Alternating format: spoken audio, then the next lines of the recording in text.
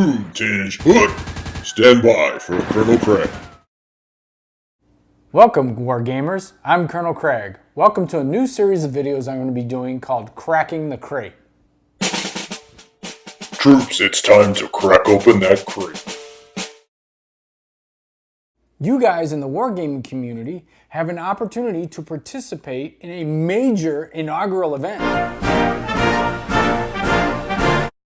No, not that inaugural event. Living in DC, I'm glad that's all behind me. The inaugural event I'm talking about is the launching of a brand new game system called Dark Potential. The makers are Mini Wargaming at miniwargaming.com, or you could go to darkpotential.com.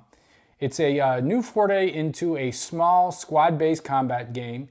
It's a revolutionary game system in that all the rules are free. You can go to the Dark Potential website or the miniwargaming.com website and it'll link you to the rules section where you can download them for free, which is different. That's never happened before out in the wargaming world.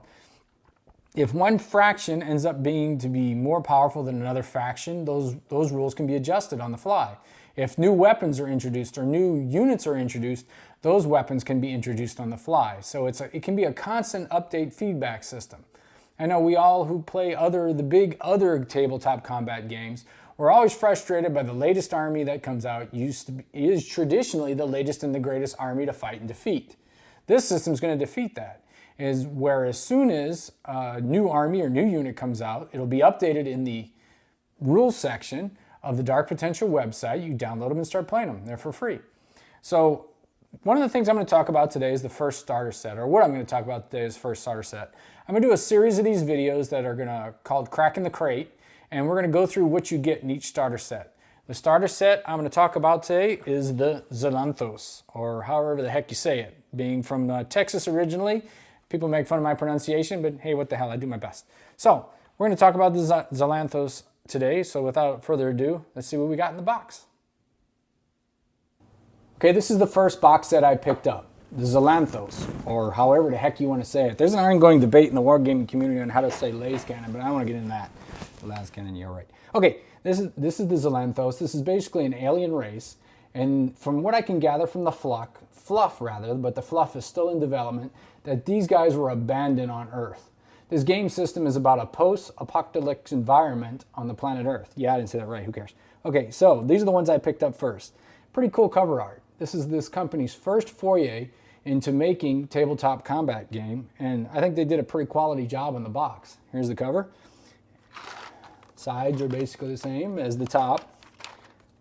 What's pretty interesting, though, about the side is if you look right there, made in Canada. You don't see too many things made in Canada, so that's kind of interesting.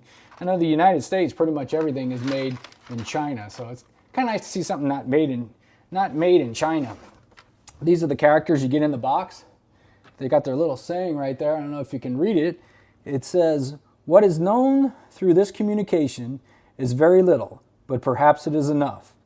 Then you have over here, you got the little sayings of what's on the side of the box about the environment, sets up the environment. But then it says, particularly for the Zelanthos, destroy all humanity. They are stuck here just as much as we are, fighting over the last scraps of technology and resources. So that's kind of like their slogan, kind of sets up a little bit of their fluff. Pretty cool box art for this company's first attempt. Okay, now so let's take a look at what's inside the box, what you get for your money. So let me go ahead and pop this puppy open. See what's inside. Turn it upside down and dump them out on the table.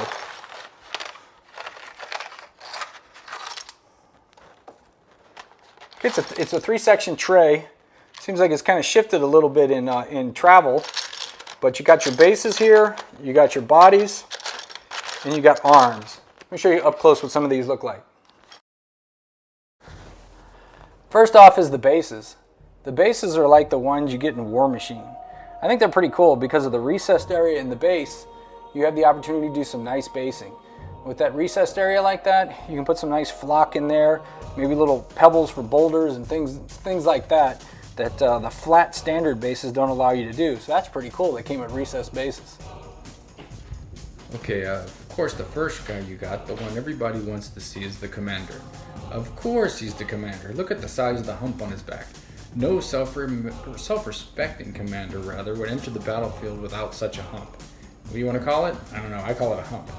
But he has the ability to get with him Armored Fist and an Electron Master. I'll show you the Electron Master in a second. It's supposed to be a devastating weapon on the battlefield. So he's going to be your main guy that leads your forces. Pretty cool detail on the face and stuff. How are you guys going to paint him? Leave a comment below. Are you going to paint him with a different scheme than the rest of the army? Or paint him as you paint the rest of your army? This is the commander's Electron Master. This is a weapon that's feared on the battlefield, what I've seen from place testing. It has an AoE 4, and it's pretty devastating at taking out enemy troops. So let's see what happens. Play test it, see if you like it. Okay, next up is going to be your squad of warriors. Every army needs a basic squad of warriors. You get 5 warriors in the pack. Each one is individual, has his own armor set, has his own head.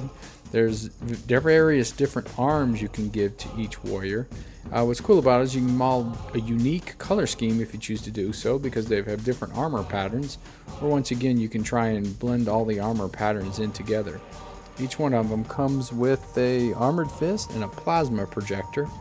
The plasma projector is on one hand, and the armored fist obviously is on the other hand. So you got a close combat weapon, you got a ranged weapon, and then the 5 of them help to multiply your chances of hitting and or doing damage. So it's pretty cool. One of them has to be the commander. This is his weapon, I'm assuming, because there's only one in the box. So this designates your commander, and the commander's the guy. He's pretty important as far as handing out decisions and stuff. Let me show you a little bit of the plasma projector. I believe this is the plasma projector because you got enough to out-equip them, all the other ones with this weapon, so that'll be their weapons of choice. Guys, the last model you're going to find in the box is the assassin.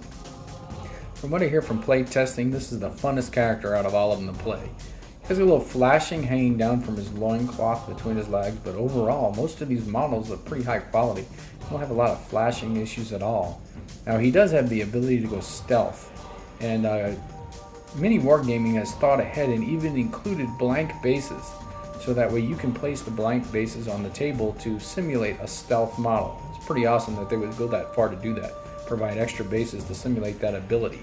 Now with stealth, are you going to paint him the same as the rest of the army? Or are you going to give him some kind of stealth camouflage? Leave some comments below. Let me know what you think.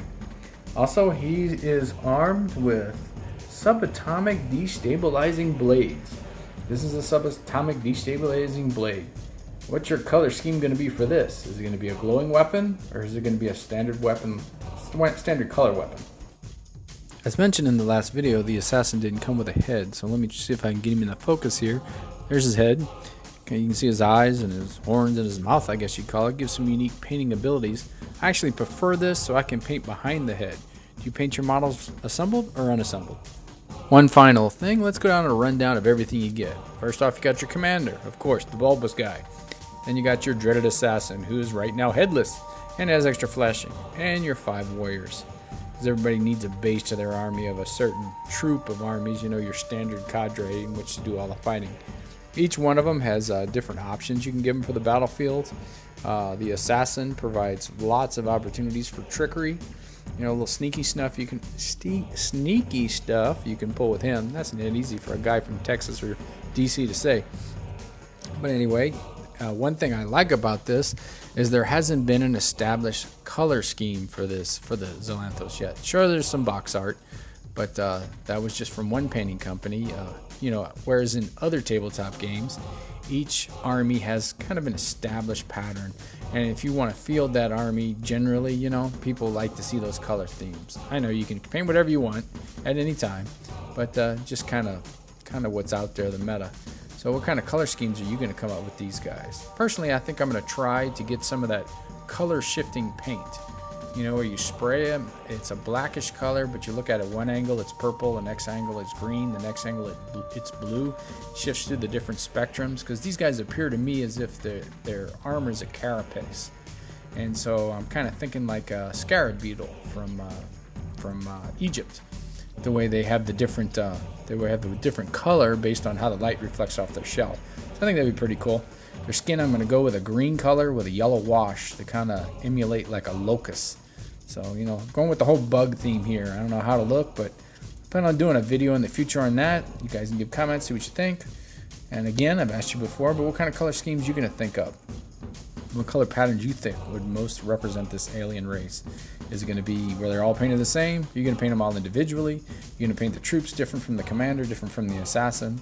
You know, the possibilities are endless at this point because this is a brand new game hitting the market.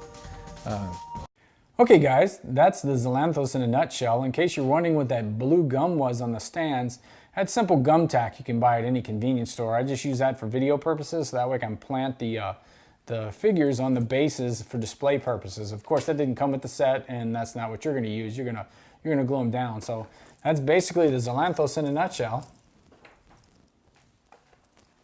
These are pretty cool. These are mine. Fight on, buddy. Hey! Hey!